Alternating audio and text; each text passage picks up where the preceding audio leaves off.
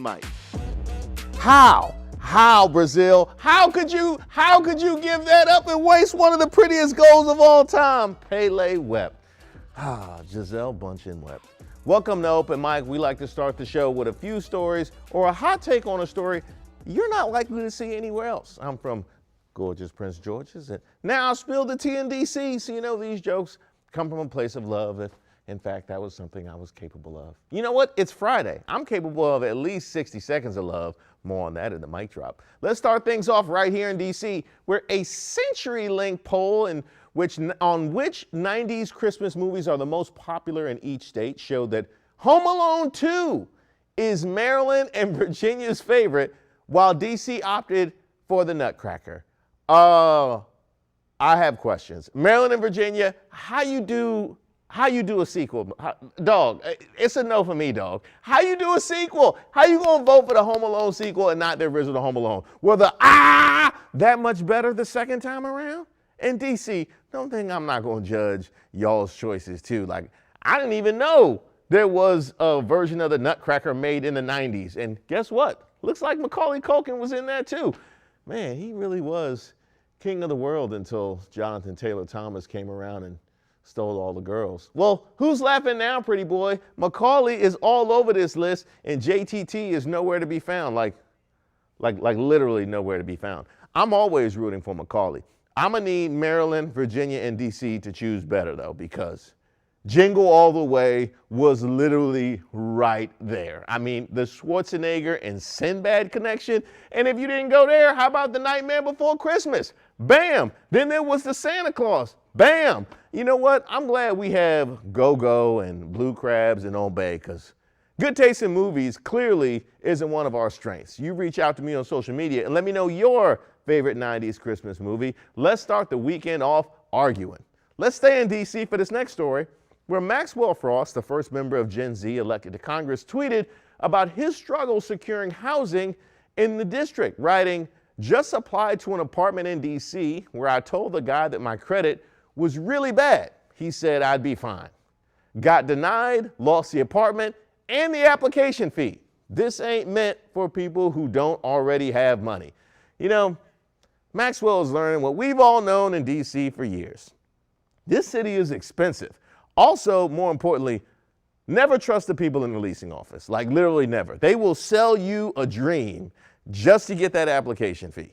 And this is how you know that Frost is a real Gen Zer, because he's 25 years old and has no money. Now, Frost blames his bad credit on running up a lot of debt while running for Congress, which means he has the best excuse ever, because most 25-year-olds can only say poor choices when asked how they ruin their credit, and behind the poor choices is a whole rack of DDTP, Madness t-shirts, and FUBU gear.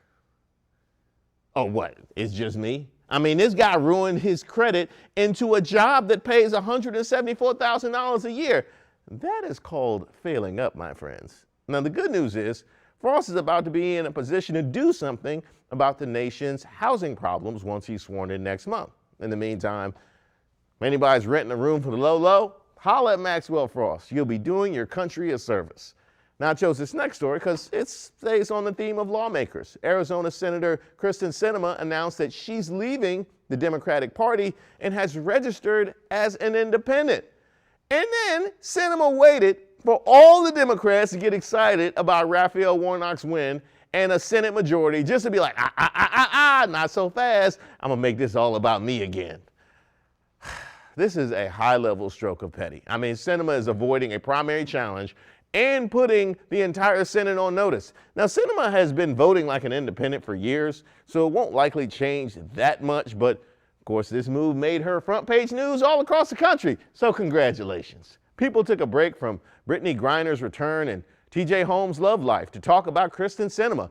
That is major, especially since the TJ Holmes and Amy Rohrbach story is messier than a house on hoarders. But no matter what happens, all this guarantees is that Congress's next legislative session will be interesting. Not, famous people cheating with their cheating coworkers interesting, but still must-see TV. Now, I chose this last story because this person probably saw the Sinema news and said, "Hold my toilet wine." Incarcerated singer R. Kelly released a surprise album today titled I Admit It. Yeah, he must not want an appeal with a title like that. Like, imagine opposing counsel saying, Your Honor, please read the title of this album out loud. I rest my case. I mean, how did the Aura put out new music in prison anyway? You can't even drop the soap in there and he's dropping whole albums? Was he paying for studio time and boxes of cigarettes and top ramen? You know, I have so many questions about this. Questions, quite frankly, I don't know if I really want the answers to. Now, Spotify and Apple Music have already pulled the album because they knew social media was about to come for them. People are still upset that platforms have old R. Kelly music up, so they knew better than to let this one chart thanks to people's morbid curiosity and those who still support him. There are still plenty of questions on how old the music on this album actually is, how it got released, who released it. What I do know is that nobody expected this to happen today because, I mean, really, like, we were all minding our business, just trying to make it to Saturday, and then the Pied Piper of R&P returned. Make it make sense, y'all. Now, my favorite story, I got to go with the 90s Christmas movie survey because just like yesterday, everything else was tragic.